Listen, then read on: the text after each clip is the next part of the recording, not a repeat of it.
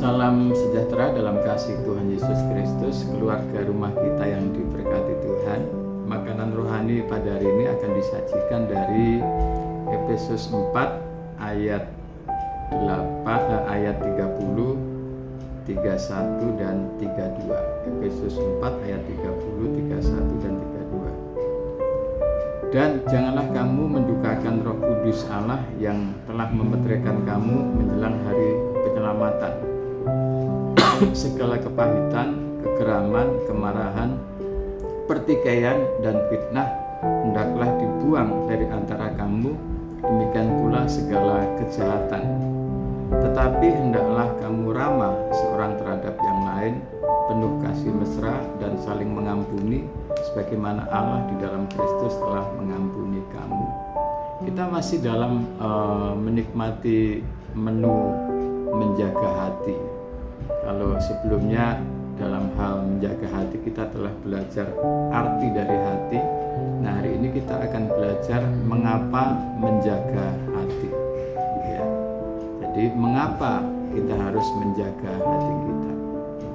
Dari ayat yang kita baca tadi ada 3 hal yang akan kita perhatikan mengapa kita harus menjaga hati kita. Yang pertama, di ayat 31 dikatakan segala kepahitan, kegeraman, kemarahan, pertikaian, dan fitnah hendaklah dibuang dari antara kamu, demikian pula segala kejahatan. Nah, mengapa kita harus menjaga hati kita? Yang pertama, supaya hati kita ini bebas, hati kita bersih. Bersih dari apa? Hati kita bebas dari apa? Hati kita bebas, hati kita bersih dari segala penyakit hati.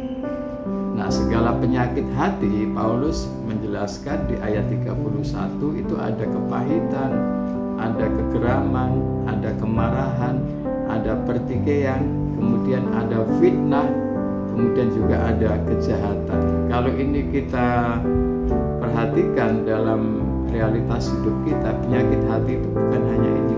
Mungkin ada dendam juga, ada iri, ada kebencian. Nah, semua itu adalah penyakit-penyakit yang ada di hati kita yang bisa membuat secara rohani akan mengganggu hubungan kita dengan Tuhan. Kemudian secara fisik juga itu bisa mengganggu kesehatan kita. Nah, oleh karena itu sangat serius Tuhan mengajarkan mengapa kita harus menjaga hati kita, bahkan dikatakan dengan segala kewaspadaan.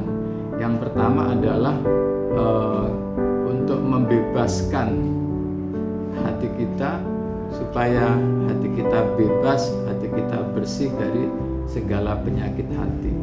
Jadi mengapa kita harus menjaga hati kita dengan segala kewaspadaan? Karena dengan menjaga hati kita akan bisa membebaskan hati kita, membersihkan hati kita dari segala penyakit hati. Karena penyakit hati ini kalau seandainya hati kita tidak kita jaga, kemudian ada celah, ada peluang penyakit ini bagikan virus yang bisa masuk ke dalam hati kita, itu yang akan menjadi racun yang ada di dalam tubuh kita. Alkitab juga mengatakan hati yang gembira adalah obat yang manjur, tetapi semangat yang patah mengeringkan tulang. Oleh karena itu sangat serius kita harus memperhatikan hati kita. Bagaimana kita jaga hati kita dari segala penyakit hati, yang penyakit hati itu bisa merusak hubungan kita dengan Tuhan, hubungan kita dengan sesama, bahkan juga bisa merusak hubungan kita dengan diri kita sendiri, khususnya dalam hal kesehatan fisik kita. Dan tidak jarang ternyata dalam beberapa survei bahwa orang sakit itu tidak selalu karena fisiknya sakit, tapi orang sakit itu bisa disebabkan karena memendam kepahitan, memendam segala penyakit-penyakit yang ada di dalam hati. Contohnya saja kalau kita sedang kepahitan hati, kita memendam amarah, memendam kebencian, pasti kita apa? Terus hubungan sama orang nggak baik, kemudian kita males makan. Nah, itu bisa menimbulkan paling tidak apa? Mah sudah mulai